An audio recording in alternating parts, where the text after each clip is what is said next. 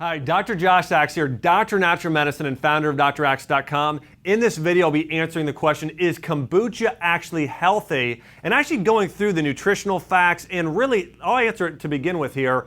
Kombucha is healthy for most people, but not for all people. And I'll tell you who shouldn't drink kombucha and absolutely who should. So let's start off talking about what is kombucha. By the way, I know a lot about kombucha because my brother owns a kombucha company. So we've been drinking it and actually using it for years. Now, what is it? Well, it's a fermented drink consisting of black tea and fermented sugar.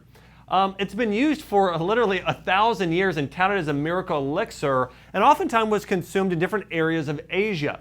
It contains a colony of bacteria, and specifically a type of yeast called a SCOBY, okay? And after fermentation, becomes carbonated and full of types of, you could say vinegar, but really it's more what are called organic acids like acetic acid and gluconic acid. High in B vitamins, enzymes, probiotics, and I mentioned those acids there below. And healthy, powerful drink, but it's not for everyone.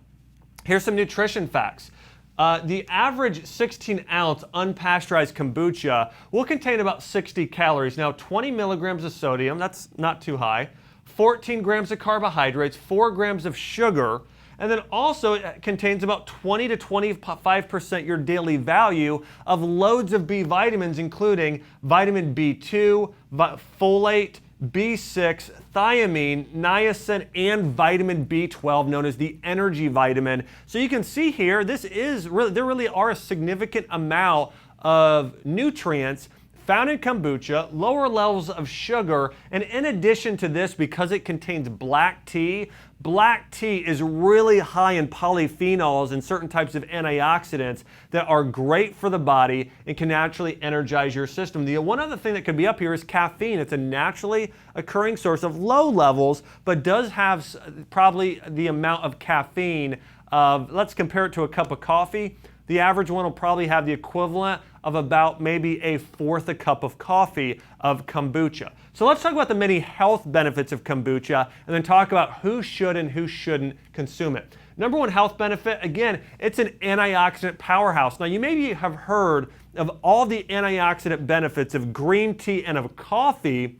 Well, in terms of antioxidant levels, black tea will fall somewhere or be in a very similar range to a green tea, or sometimes even higher than most green teas out there. So it's very high in antioxidant, which is great for anti-aging, fighting heart disease, fighting cancer. So there definitely is antioxidant protection found in kombucha because of the black tea. It supports gut health. You know, when you ferment sugar, it creates lots and lots of probiotics or different types of yeast that can really actually help balance out and kill off bad microorganisms in the body. So again, it can support gut health, especially bowel movements.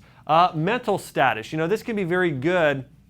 Probiotics are really supporting the gut lining, which in turn can support mental health, as can some of the B vitamins we mentioned earlier, can really support your lungs in certain instances because of the probiotics in the black tea. Those antioxidants support the cardiovascular system. Has antibacterial properties. Now, the reason for this is unique is it's very high. When you taste kombucha, it has that very sour component. That sour component, those are known as organic acids like acetic and gluconic acid, which actually create a specific type of environment where bacteria can really thrive and grow, or good bacteria, but actually keep certain types of bad bacteria and yeast at bay because of its unique way of creating a certain type of pH within your body. Also, it may help with type 2 diabetes management. Biggest reason is black tea contains antioxidants that supports the pancreas. The organic acids support liver function, which is good for blood glucose levels. And in addition to that, if you're drinking kombucha in place of soda or other sugary drinks, it's much lower in sugar and a better alternative for those with diabetes. It's great for cardiovascular health because of the antioxidants we mentioned earlier, and also supports the liver because of those organic acids. Now, within Chinese medicine, it was known that consuming sour foods really supported the liver and overall function.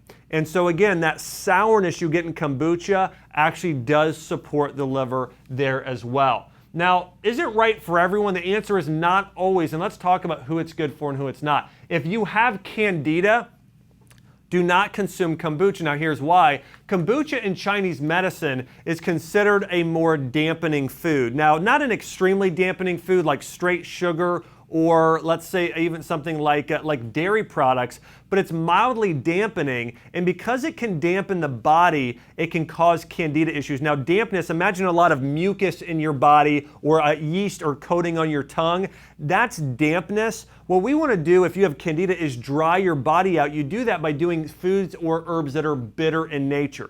Digestive bitters, consuming foods like arugula and broccoli rabe and artichokes and milk thistle and dandelion. Those things really help dry out the body. So those would be good options. But again, kombucha is dampening slightly, so not good for people with candida or yeast overgrowth, like if you have that white coating on your tongue. Major dental concerns or issues like that, like an infection, may not be the best for those people. If you've got major digestive disease like IBS, Crohn's, or ulcerative colitis, for those people, there typically is an element of dampness that I mentioned earlier, so they wouldn't want to be doing this as well. HIV or AIDS, those avoiding alcohol altogether. Now again, kombucha, the alcohol levels are minuscule. In fact, it's the same as drinking a little bit of vinegar. Again, the alcohol is super low, but again, if somebody's an alcoholic and wants, or somebody who wants to do zero alcohol at all ever, then again, avoiding kombucha would be recommended. And then those avoiding all types of caffeine. Again, the caffeine is more similar to a cup of white tea or green tea, about a third to a fourth a cup of coffee. But again, if you want no caffeine in your diet whatsoever, then kombucha isn't going to be the option, because it does have some of those antioxidants, polyphenols in caffeine that are found in black tea. Now here's how to use, a few things to mention. Again, if you're healthy, drinking kombucha can be great for you. Or again, if your goal is better energy levels or to lose weight and get rid of the soda, you know what? Kombucha is fantastic superfood. If you don't fall under the avoid list of really big issues there, or people with inflammatory bowel disease and candida, really for the most part, most other people can drink this just fine. You know, start drinking it in moderation. If you haven't drank kombucha, start off with just a half a cup or a half a glass there, about 8 ounces. Gradually work your way up to a full serving. For most people, I don't recommend more than 1 serving a day in general of kombucha. But again, doing about 1 serving a day can be great for your health. And you know, you can buy kombucha or make your own at home. Again, my family for years, we made our own at home, and then my brother started a company. But here's some things to know. Most people have no side effects there. As discussed, some people should avoid. Now here's something I wanted to mention. Homemade kombucha with untested SCOBY, drink at your own risk, okay? Could have some issues there, but for the most part, again, if you get a good SCOBY from somebody and grow it yourself, that's the other great thing about it. It's almost free, okay? Or buy some good black tea. But once you get a SCOBY, this thing just keeps going and going and going on its own. And you can simply Google and look up different ways, or do a YouTube video on how to make kombucha at home, and somebody will show you a video there. And if brewing, use sterilized equipment, high quality ingredients to clean up the workstation there as well. So remember some of these benefits. Number 1,